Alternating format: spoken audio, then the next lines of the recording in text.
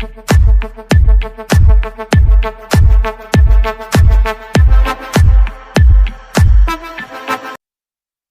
is the IELTS listening test. You will hear a number of different recordings and you will have to answer questions on what you hear. There will be time for you to read the instructions and questions and you will have a chance to check your work. All the recordings will be played once only. The test is in 4 parts.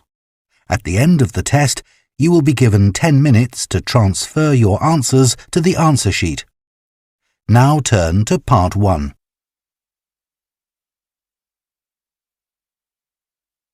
Part 1. You will hear a woman called Jan phoning a man about their local conservation group.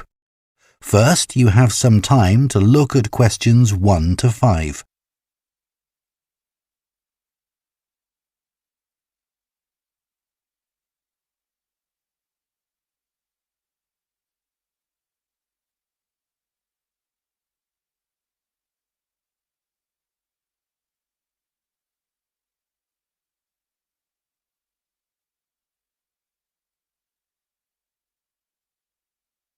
Now listen carefully and answer questions 1 to 5. Hello? Oh, hello. My name's Jan. Are you the right person to talk to about the Buckworth Conservation Group? Yes, I'm Peter. I'm the secretary. Good. I've just moved to this area and I'm interested in getting involved. I was in a similar group where I used to live. Could you tell me something about your activities, please? Of course. Well, we have a mixture of regular activities and special events. One of the regular ones is trying to keep the beach free of litter. A few of us spend a couple of hours a month on it, and it's awful how much there is to clear. I wish people would be more responsible and take it home with them. I totally agree. I'd be happy to help with that. Is it okay to take dogs? I'm afraid not, as they're banned from the beach itself. You can take them along the cliffs, though, and children are welcome. Right. We also manage a nature reserve, and there's a lot to do there all year round. For example, because it's a popular place to visit, we spend a lot of time looking after the paths and making sure they're in good condition for walking. I could certainly help with that. Good. And we have a program of creating new habitats there. We've just finished making and installing nesting boxes for birds to use, and next we're going to work on encouraging insects. They're important for the biodiversity of the reserve. They certainly are. Oh, and we're also running a project to identify the different species of butterflies that visit the reserve. You might be interested in taking part in that. Sure. I was involved in something similar where I used to live, counting all the species of moths. I'd enjoy that. Another job we're doing at the reserve is replacing the wall on the southern side, between the parking area and our woodshed. It was badly damaged in a storm last month. Okay. Before you hear the rest of the conversation, you have some time to look at questions 6 to 10.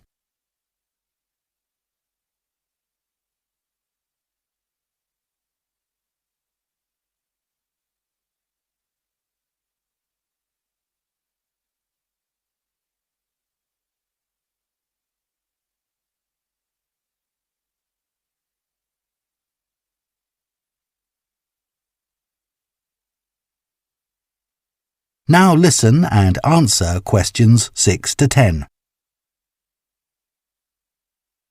Then, as I said, we have a program of events as well, both at the weekend and during the week. Right. I presume you have guided walks. I'd like to get to know the local countryside as I'm new to the area. Yes, we do. The next walk is to Ruston Island a week on Saturday. We'll be meeting in the car park at Dunsmore Beach at low tide. That's when the sands are dry enough for us to walk to the island without getting wet. Sounds good. The island's a great place to explore. It's quite small and it's got a range of habitats. It's also an ideal location for seeing seals just off the coast or even on the beach. Okay. And is there anything we should bring? Like a picnic, for instance? Yes, do bring one, as it's a full-day walk. And of course, it'll be wet walking across and back, so make sure your boots are waterproof. I must buy a new pair. There's a hole in one of my current ones. Well, I'd definitely like to come on the walk. Great. Then later this month, we're having a one-day woodwork session in Hopton Wood. I've never tried that before. Is it okay for beginners to take part? Definitely. There'll be a couple of experts leading the session, and we keep the number of participants down, so you'll get as much help as you need. Excellent. I'd love to be able to make chairs. That's probably too ambitious for one day. You'll be starting with wooden spoons, and of course learning how to use the tools. And anything you make is yours to take home with you. That sounds like fun. When is it? It's on the 17th from 10 a.m. until 3. There's a charge of £35, including lunch, or £40 if you want to camp in the wood. I should think I'll come home the same day. Well, I'd certainly like to join the group. It sounds like you've got... That is the end of Part 1. You now have half a minute to check your answers to Part 1.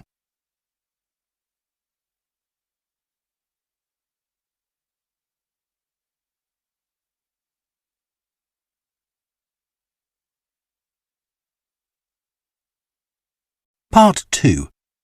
You will hear a tour guide, Lou Miller, speaking to a group of people about a boat trip they are going to take around the Australian island of Tasmania. First, you have some time to look at questions 11 to 14.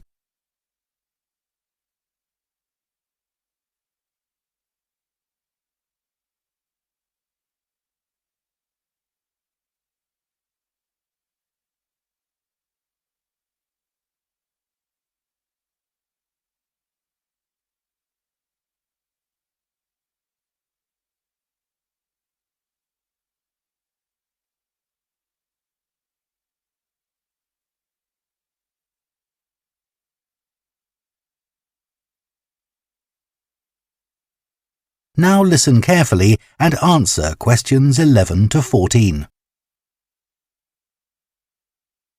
So, hello everyone. My name's Lou Miller and I'm going to be your tour guide today as we take this fantastic boat trip around the Tasmanian coast. Before we set off, I just want to tell you a few things about our journey. Our boats aren't huge, as you can see. We already have 3 staff members on board, and on top of that, we can transport a further 15 people, that's you, around the coastline. But please note, if there are more than 9 people on either side of the boat, we'll move some of you over. Otherwise, all 18 of us will end up in the sea. We've recently upgraded all our boats. They used to be jet black, but our new ones now have these comfortable dark red seats and a light green exterior in order to stand out from others and help promote our company. This gives our boats a rather unique appearance, don't you think? We offer you a free lunchbox during the trip, and we have 3 types. Lunchbox 1 contains ham and tomato sandwiches.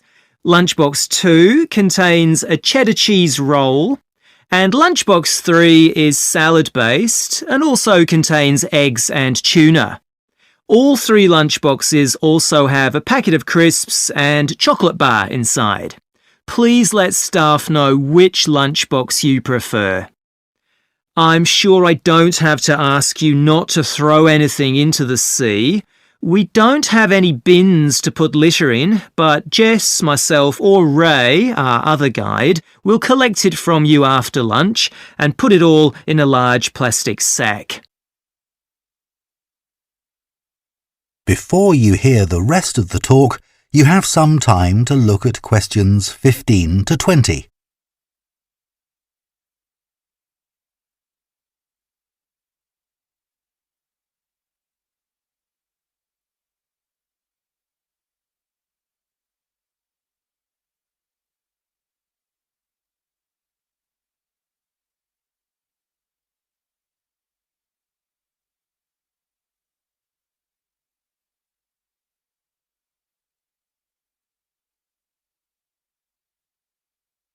Now listen and answer questions 15 to 20.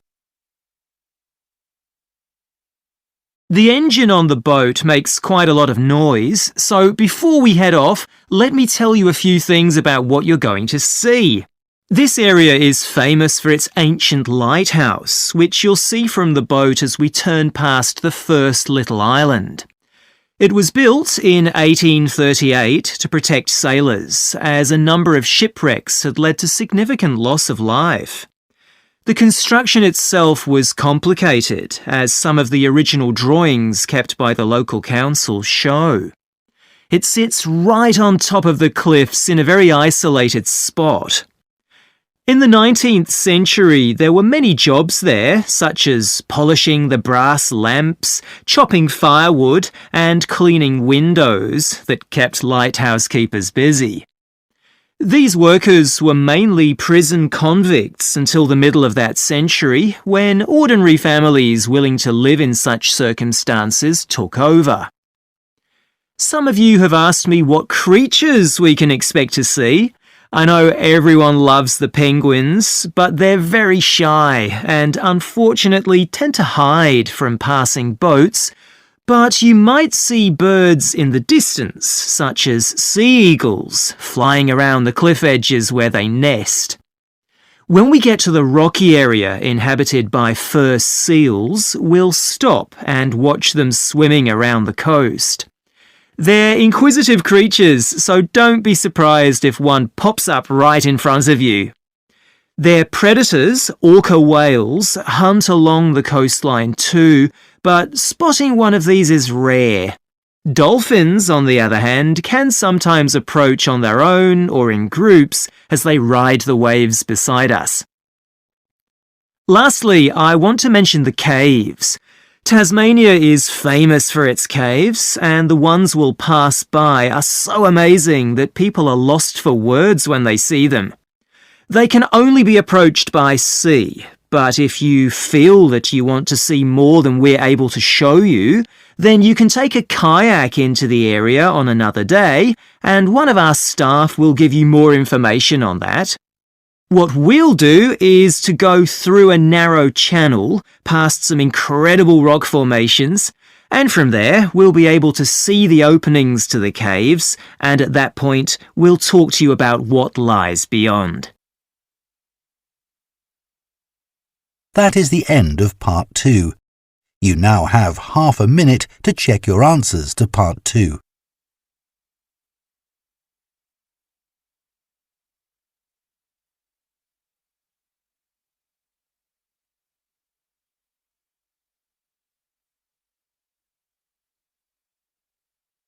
Part 3.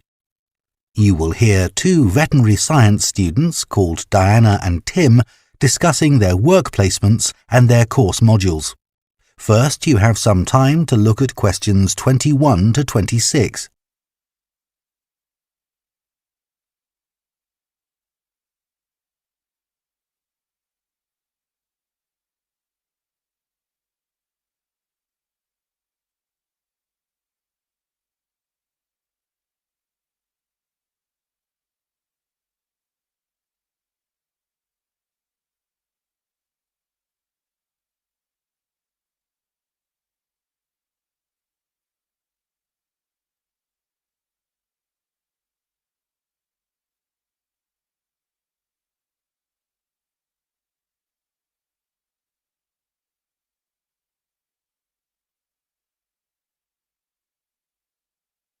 Now listen carefully and answer questions 21 to 26. So, Tim, we have to do a short summary of our work experience on a farm. Right. My farm was great, but arranging the work experience was hard. One problem was it was miles away and I don't drive. And also, I'd really wanted a placement for a month, but I could only get one for 2 weeks. I was lucky. The farmer let me stay on the farm, so I didn't have to travel. But finding the right sort of farm to apply to wasn't easy. No, they don't seem to have websites, do they? I found mine through a friend of my mother's, but it wasn't easy. No. My farm was mostly livestock, especially sheep. I really enjoyed helping out with them. I was up most of one night helping a sheep deliver a lamb. On your own? No, the farmer was there, and he told me what to do. It wasn't a straightforward birth, but I managed. It was a great feeling to see the lamb stagger to its feet and start feeding almost straight away, and to know that it was okay. Then another time, a lamb had broken its leg, and they got the vet in to set it, and he talked me through what he was doing. That was really useful. Yes, my farm had sheep too. The farm was in a valley and they had a lowland breed called Suffolks, although the farmer said they'd had other breeds in the past. So were they bred for their meat? Mostly, yes. They're quite big and solid. My farm was up in the hills, and they had a different breed of sheep. They were Cheviots. Oh, I heard their wool's really sought after. Yes, it's very hard wearing, and they use it for carpets. Right. I was interested in the amount of supplements they add to animals' feed nowadays. Like, even the chickens got extra vitamins and electrolytes in their feed. Yes, I found that too. And they're not cheap. But my farmer said some are overpriced for what they are, and he didn't give them as a matter of routine, just at times when the chickens seemed to particularly require them. Yes, mine said the same. He said certain breeds of chickens might need more supplements than the others, but the cheap and expensive ones are all basically the same. So, did your farm have any other livestock, Diana? Yes, dairy cows. I made a really embarrassing mistake when I was working in the milk shed. Some cows had been treated with antibiotics, so their milk wasn't suitable for human consumption, and it had to be put in a separate container. But I got mixed up, and I poured some milk from the wrong cow in with the milk for humans, so the whole lot had to be thrown away. The farmer wasn't too happy with me. I asked my farmer how much he depended on the vet to deal with health problems. I'd read reports that the livestock's health is being affected as farmers are under pressure to increase production. Well, he didn't agree with that, but he said that actually some of the stuff the vets do, like minor operations, he'd be quite capable of doing himself. Yeah, my farmer said the same, but he reckons vet skills are still needed. Before you hear the rest of the conversation, you have some time to look at questions 27 to 30.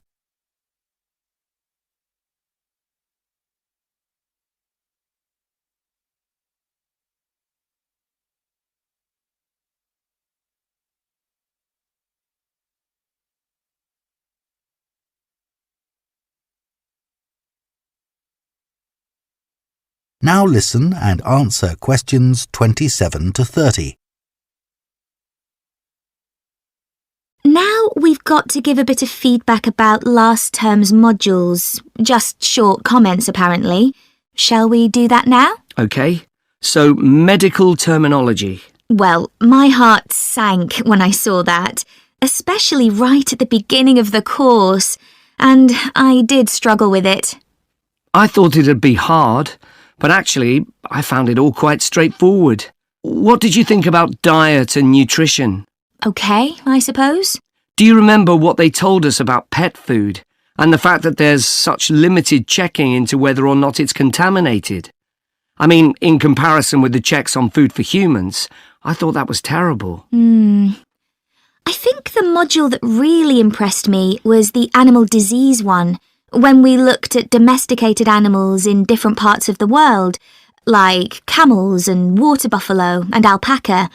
The economies of so many countries depend on these, but scientists don't know much about the diseases that affect them. Yes. I thought they'd know a lot about ways of controlling and eradicating those diseases, but that's not the case at all. I loved the wildlife medication unit. Things like helping birds that have been caught in oil spills. That's something I hadn't thought about before. Yeah, I thought I might write my dissertation on something connected with that. Right. So, actually, I was thinking something along the same lines. That is the end of part 3. You now have half a minute to check your answers to part 3.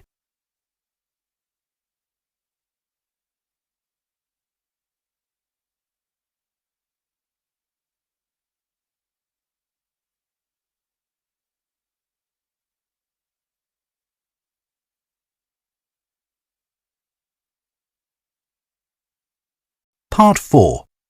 You will hear an anthropology student giving a presentation on spiral path designs known as labyrinths. First, you have some time to look at questions 31 to 40.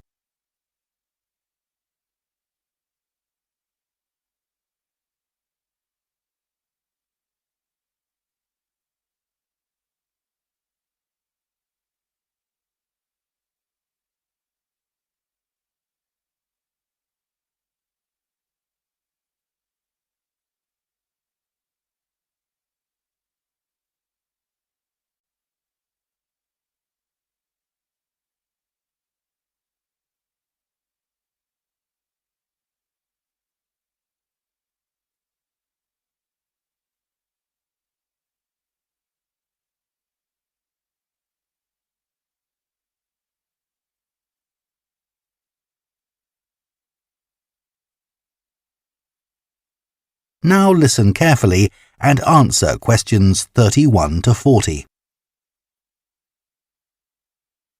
Labyrinths have existed for well over 4,000 years. Labyrinths and labyrinthine symbols have been found in regions as diverse as modern-day Turkey, Ireland, Greece, and India. There are various designs of labyrinth, but what they all have in common is a winding spiral path which leads to a central area. There is one starting point at the entrance, and the goal is to reach the central area. Finding your way through a labyrinth involves many twists and turns, but it's not possible to get lost, as there is only one single path. In modern times, the word labyrinth has taken on a different meaning, and is often used as a synonym for a maze.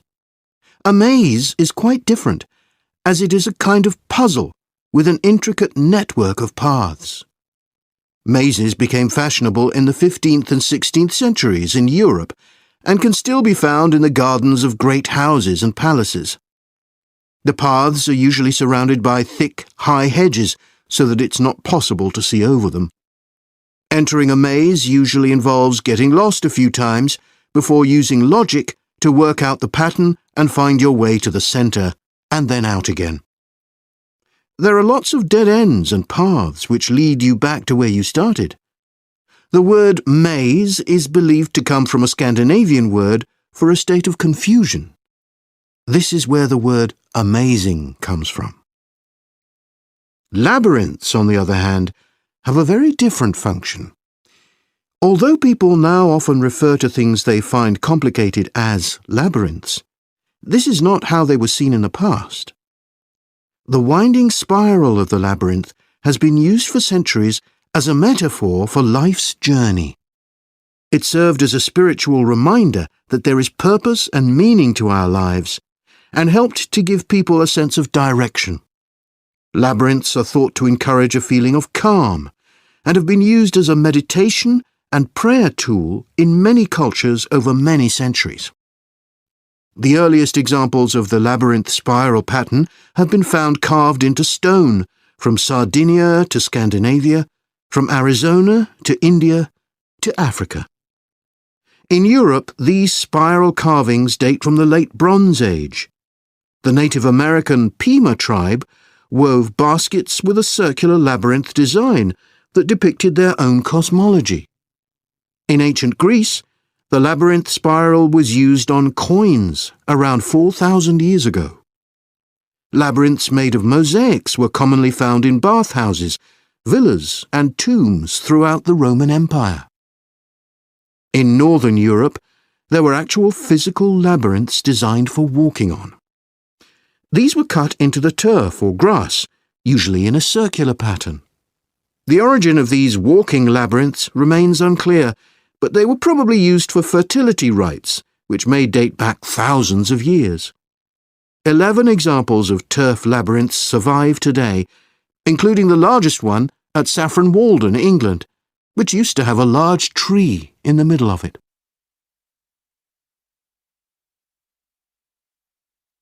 More recently, labyrinths have experienced something of a revival.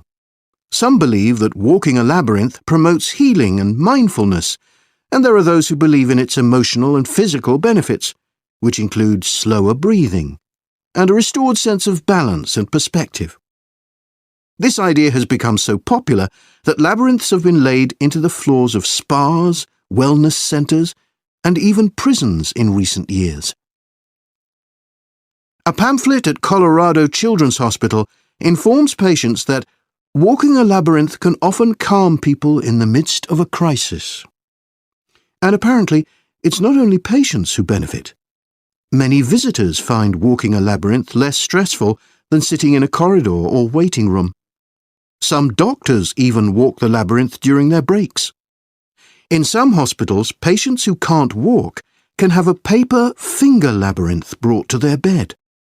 The science behind the theory is a little sketchy, but there are dozens of small-scale studies which support claims about the benefits of labyrinths. For example, one study found that walking a labyrinth provided short-term calming, relaxation and relief from anxiety for Alzheimer's patients.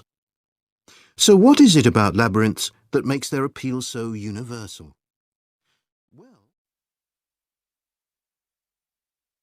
That is the end of part 4. You now have 1 minute to check your